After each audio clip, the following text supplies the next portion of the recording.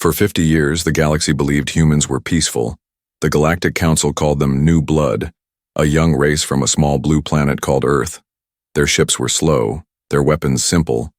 Most alien races ignored them. Others laughed behind closed doors. But humans were watching, listening, preparing. And when the first alien fleet came, everything changed. It began on a quiet colony called Outpost Vega 9, a human mining station floating near the border of alien territory. The workers were simple people, engineers, miners, a few scientists. They woke up early, worked long shifts, and sent messages back to Earth. No weapons, no soldiers, just normal humans. One cold morning, the sky tore open. 12 alien warships appeared above the colony. No warnings, no words. The aliens, known as the Varnak, wanted a test, a hunting game. They believed humans were weak, so they opened fire. Explosions lit up the sky. Buildings fell. The ground shook. Miners screamed, children ran, and smoke filled the air. Within 10 minutes, half the colony was gone.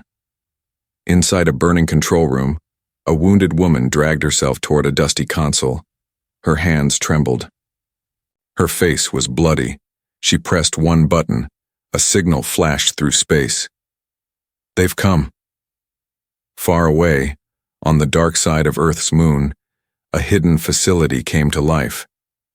A red light blinked, then another. Then the walls glowed. Deep underground, Project Black Core was activated. The people inside weren't politicians or scientists. They were old warriors, trained killers. Ghosts from Earth's darkest wars. Men and women pulled from cryo-sleep, wrapped in metal armor, bred for survival. They didn't ask questions. They didn't blink. They just moved. In the Galactic Council, laughter echoed. They scream for help already, said the Varnak war leader. They will learn their place. Prey should never roar. His advisors nodded. Earth will bow. But Earth wasn't bowing. Earth was sending monsters. On Vega 9, a rescue team arrived, not from the skies, but from below. 4 black pods broke through the colony's rocky ground. They didn't make a sound. No flashing lights, no announcements. The hatches opened. 4 figures stepped out, silent, armored in black. The first had no name. His code name was Ghost. The second was called Wraith, the third, Shadow. The last, just Reaper. They looked human, but their eyes were cold, movement smooth. No panic, no emotion. They walked through fire. They walked through bodies. They were here to hunt. At the same time, the Varnak soldiers celebrated. They had taken the colony. Only a few humans remained.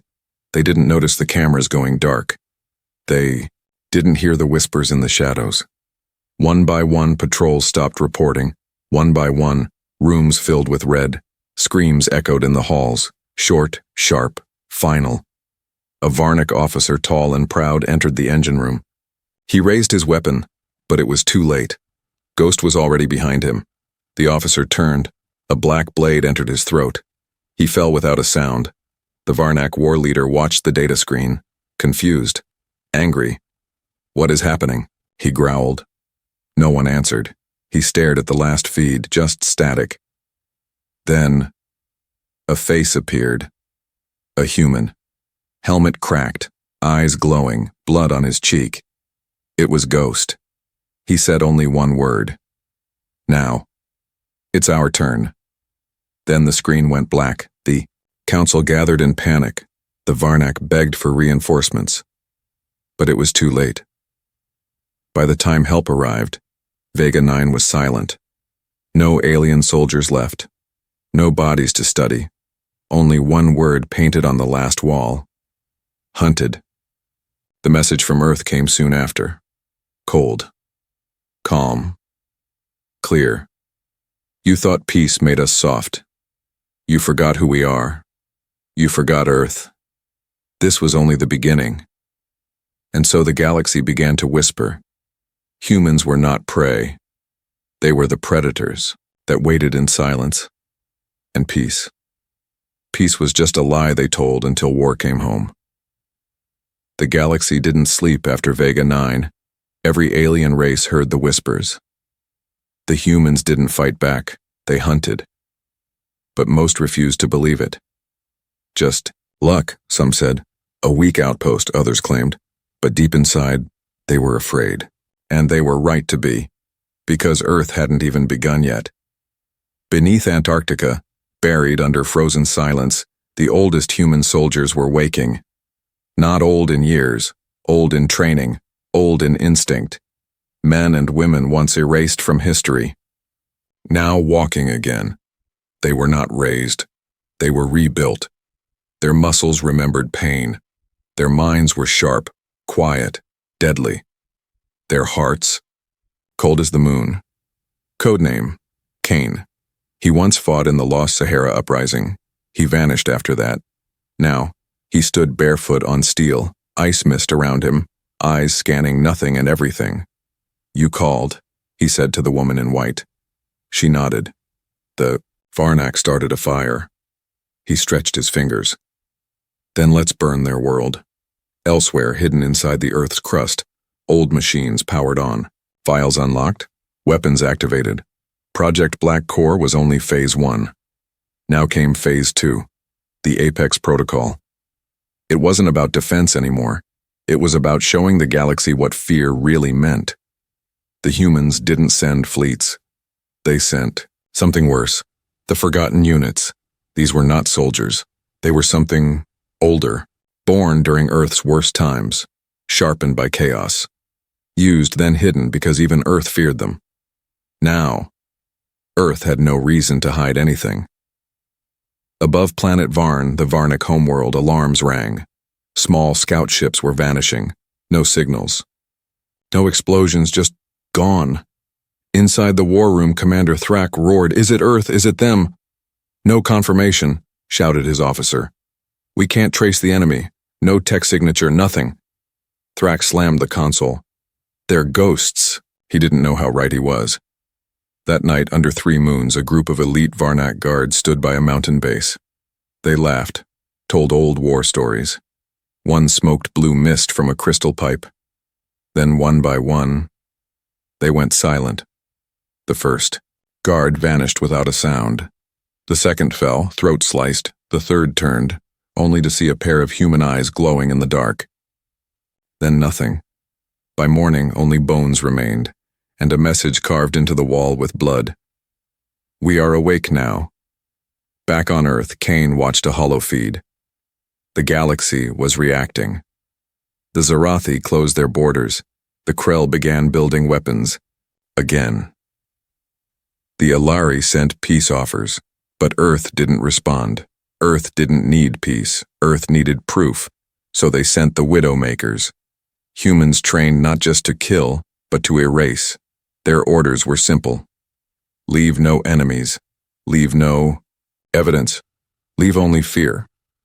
And that's exactly what they did. 1 week later, the Galactic Council received a black cube. No signal, no source. It played one image, a Varnak dreadnought floating dead in space. No blast marks, no signs of struggle. Just one sentence written across the hull in acid burns. "You wanted to see the real us. Now you will." Commander Thrak screamed into the void. "They're monsters," his assistant whispered back, terrified. "No, they're humans." And somewhere in the deep black of space, Cain smiled. The war hadn't even started, but already the galaxy was learning. Never wake Earth's old predators, because when you do, they don't come for peace. They come for blood. It was called Fleet Iron Sun, the largest Varnak fleet ever made. 72 warships, 10,000 soldiers. One command: find the humans, crush them. The fleet left their homeworld with pride. They would not return. The commander of Iron Sun, General Vorkun, had never lost a battle. He had burned oceans. He had glassed moons. He had fed entire species to black holes. He believed humans were nothing more than soft flesh in metal suits. That belief would be the last mistake of his life. 3 days into deep space, his ships began to die. No warning, no enemies on radar. The first to go was VSS Hammer Beast. Its crew screamed for help, then went silent. No debris. No signal, just and gone. Vorkon dismissed it. Mechanical failure, he growled. Then the steel dagger disappeared. Then the fang howler. Then 5 more. No shots fired. No explosions. Just empty space where ships once were. Panic spread through. The fleet. Varnak's soldiers were hardened, brutal warriors. But this was something else. One captain whispered, "We're being hunted." Another said, "They're inside the void." A third simply stopped speaking, eyes wide with silent terror. Vorkon demanded answers, so he sent out drones, thousands of them. Each one scanned space for enemies. They found nothing. But one drone came back. Its screen played only one image, a black human helmet, with blood running down the visor, and behind it, a wall of bodies, alien bodies. Then the drone exploded in midair. Vorkon started to sweat. That had never happened before. Far away, on Earth's secret warship gravestone, Kane watched the chaos. He sat alone, quiet, helmet beside him. The others, Shadow Reaper, Wraith, stood behind, silent. No joy, no celebration, just cold focus. Kane leaned forward and spoke into the black comm system. Phase 3. Begin. In the dark, 6 pods launched from Gravestone. No engines, no signals. They moved like shadows across space. Each pod carried one human, one killer. On the alien flagship, a Varnak technician blinked.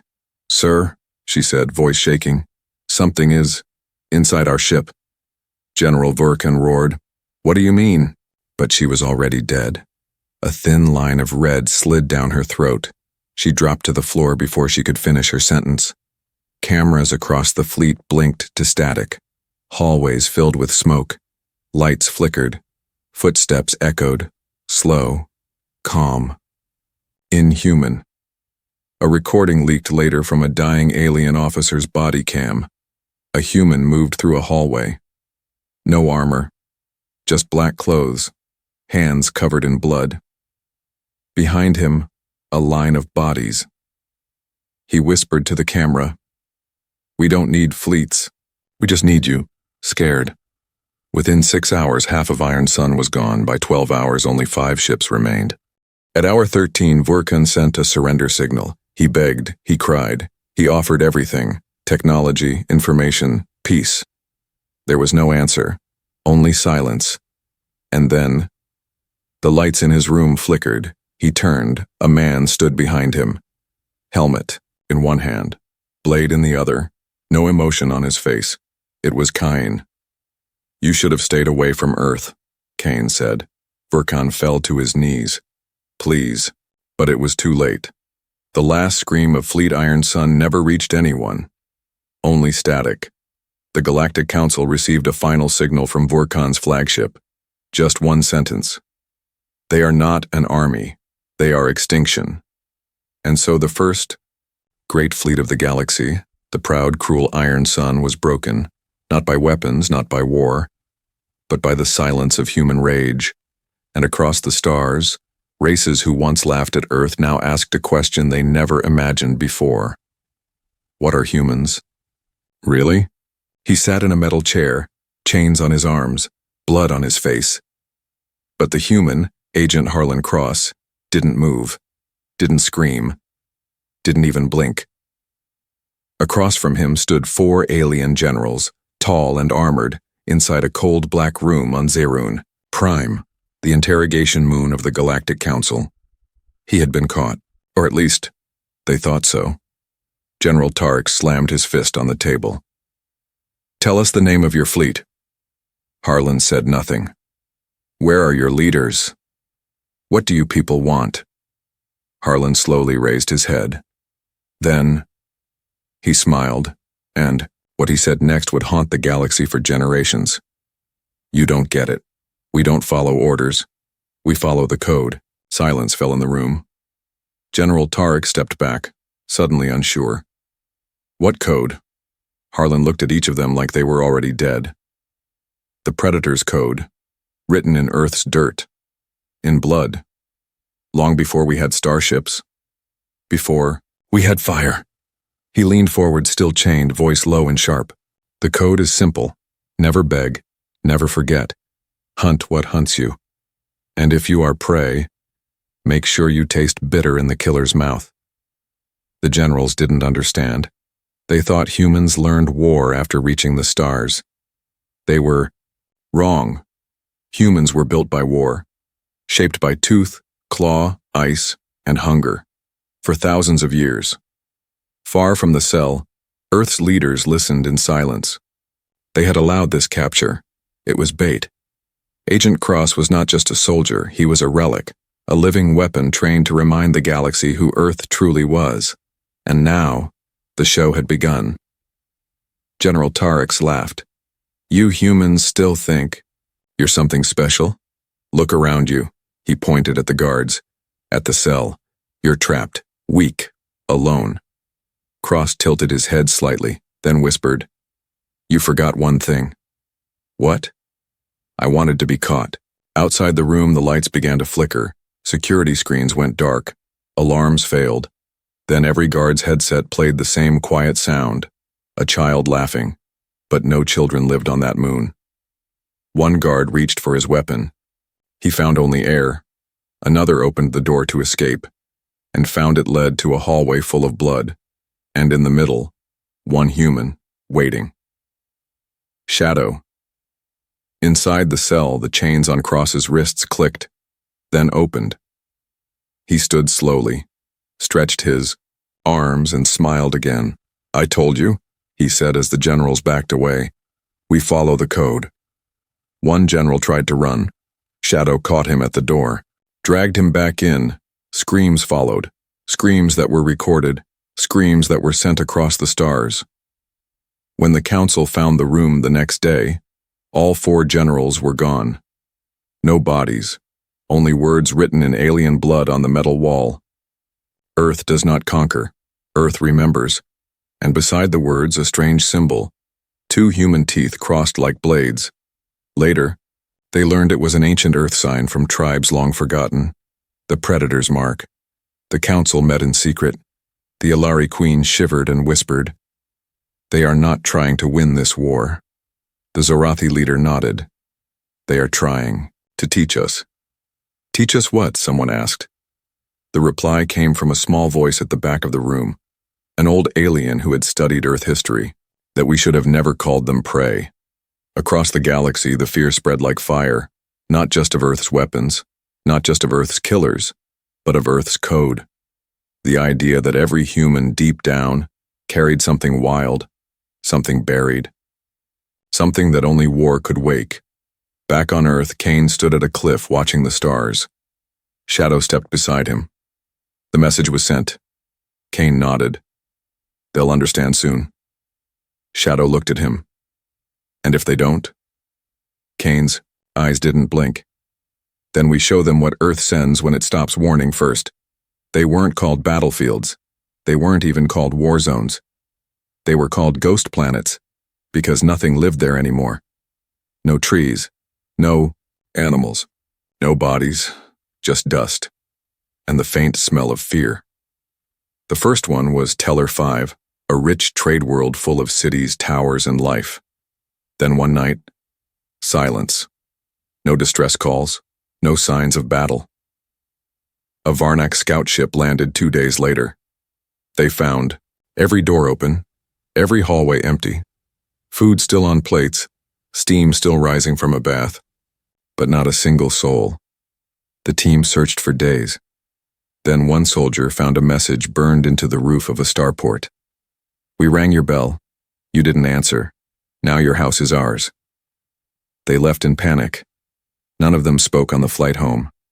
None of them ever spoke again. The second ghost world was worse. Farallon 6, military base. 40,000 troops, trained fighters, heavy defense, and yet, when the council sent a probe, all it saw was fog and shapes moving inside the fog. Human shapes. Not running, not hiding, just walking. The probe tried to scan for life. It detected something strange. Heartbeat, human. Temperature, Cold. Breath. Silent. Then the probe signal went dead. The next day, Earth sent a package to the Council. Inside, a piece of the probe, and a note. Stop looking. You weren't invited. Alien mothers began to tell their children, if you don't behave, the humans will come, and when they do, not even your bones will stay. Across the stars, systems near Earth's path went quiet. Aliens locked their doors. Ships changed course. Leaders whispered old fears. It was no longer a war. It was a warning written in planets. Cain stood inside one of the silent cities. Boots, echoing on marble floors. Reaper walked beside him holding a Varnak helmet. No one fought back, Reaper said. They just left. Cain nodded. They listened. That's why they're still alive. He looked at the empty sky. The smart ones always leave before the fire gets hot. The Galactic Council tried to make peace again. They sent gifts, ships, technology, gold. But Earth didn't reply. Then came the final straw. A foolish alien king named Lord Izin said this on live galactic broadcast. Humans only win through fear. If they faced us like real warriors, they would break. Earth heard it, and Earth responded. 7 days later, Lord Izin's palace was gone. Not destroyed, not attacked, gone. Nothing but a black hole in the ground. No guards, no walls. Just one thing left behind. A cracked human voice recorder playing on repeat. We don't break, we don't run, we don't leave bones behind. The council met in silence. Some demanded surrender. Others wanted to fight. But the oldest members said something different. You're trying to stop a storm with your bare hands. This isn't just war. This is Earth's memory waking up. Because humans had done this before. To themselves. To each other. Through plagues. Through nukes. Through silence. The galaxy thought humans had become civilized.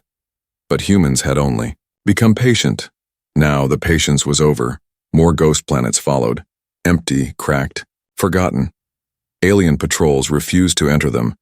Historians erased them from maps. Children cried if their ships passed near one. And somewhere in the dark, Earth's fleet kept moving. Not fast, not loud, just like hunters. Quiet, certain, and Cain. He stood in the center of it all. His voice calm, steady, cold. These are not the planets we wanted. These are the ones you gave us. He turned to Shadow.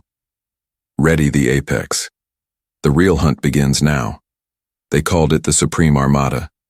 It stretched across 3 star systems, 500 ships, 30 alien species joined together. Millions of soldiers, drones, and war beasts. This was the galaxy's final answer to Earth, their loudest roar, their biggest wall, their last hope. And still, it was not enough. The Galactic Council gathered in secret and sent one message. Bring everything. Bring everyone, end the humans, or we all fall.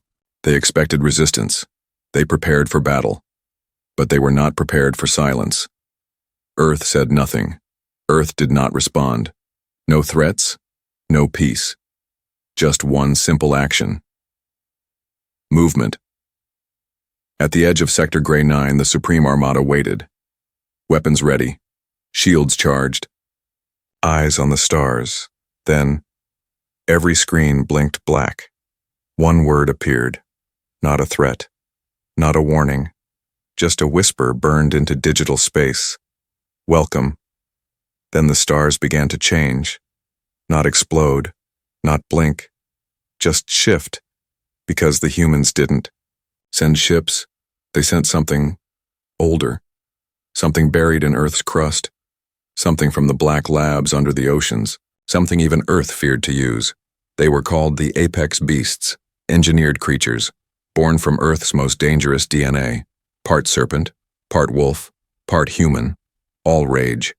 Each one the size of a battleship, each one trained by only one kind of mind, a human soldier's. The first to appear was Unit 9, Fenrir red. Its wings blocked out the stars. Its eyes glowed like twin suns. It didn't roar, it just fell, straight into the center of the alien fleet. And then, everything was fire. One Varnak captain screamed, "What is that?" A human voice answered over the comms. Cold. Calm. That? That's just one.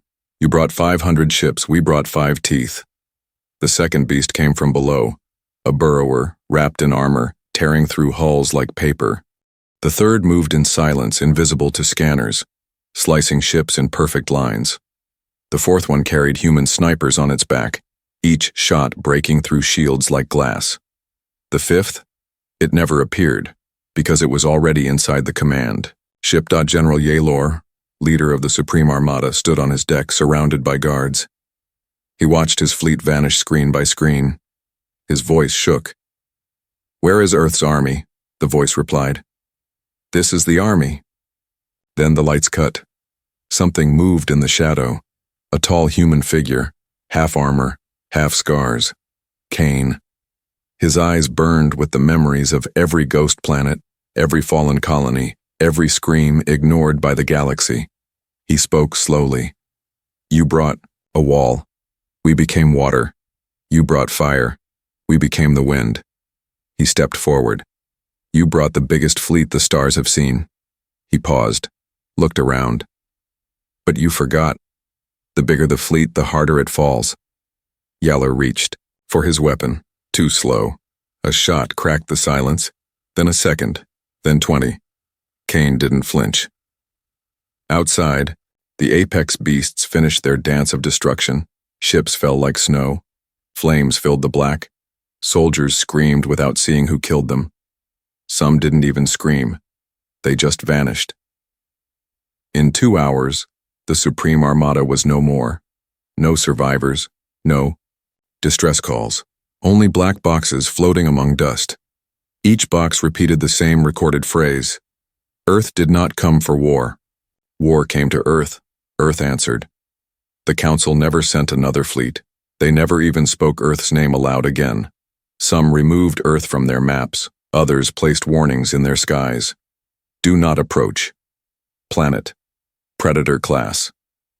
On Earth there were no cheers, no celebrations, just silence. Kane stood on a mountaintop watching the wind move. Shadow stood behind him. "It's done." Kane nodded. "No, it started." Shadow blinked. "Started?" He turned slowly. "Now the galaxy knows what we are, but they don't know why we are." No one called it the end of the war, they called it the Great Silence. Because after Earth broke the Supreme Armada, the galaxy stopped speaking. No more threats. No more fleets. No more lies about primitive Earth. Just silence. And in that silence came understanding. In the skies above dead planets, warning signs glowed red. Do not enter. Earth passed through here.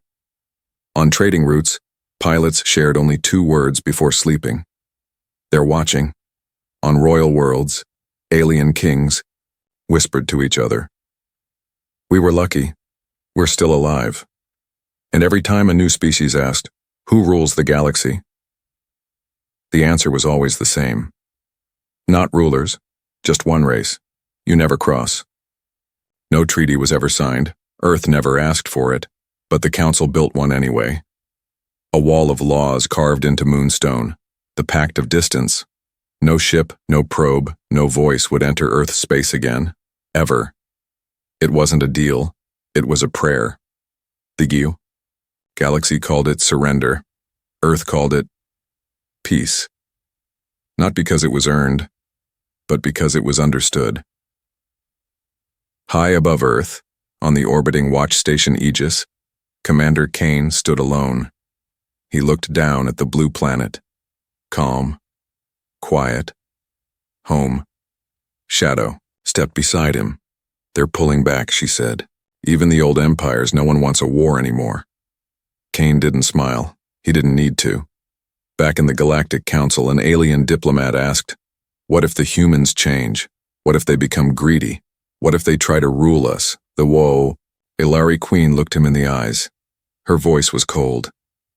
They don't want to rule. They want to be left alone. And they warned us once. She pointed to the star map. over 50 ghost systems. That was their warning. Years passed. Then, decades. But the story never faded. Fathers taught sons, queens taught daughters, old soldiers whispered in bars. The story of Earth, not as conquerors, not as invaders, but as something older, darker, real. The thing that wakes when everything else runs. A child once asked her mother, "Why are humans so strong?" The mother replied, "Because they were hunted once and they never forgot." And so Earth became legend, the kind whispered under breath. The kind that makes kings pause and warriors doubt. The kind that makes even monsters feel small. In time, Earth's flag was never flown outside its system, not from fear, but from respect. Because the galaxy finally understood, Earth did not want to rise. It was forced to, and when it did, it rose like a storm that forgets nothing. Commander. Kane retired to a small cabin near a frozen lake. He rarely spoke. He walked at night. And when children asked him if the stories were true, he only said, "No, the stories are soft. What really happened would shake the stars from your sky." He passed away at age 94. On his grave, they wrote only this: "He didn't fight for glory. He fought because someone rang Earth's bell, and Earth answered. In the dark, silent corners of space, when strange shadows move and unknown ships approach, pilots still whisper the final law written by the Council.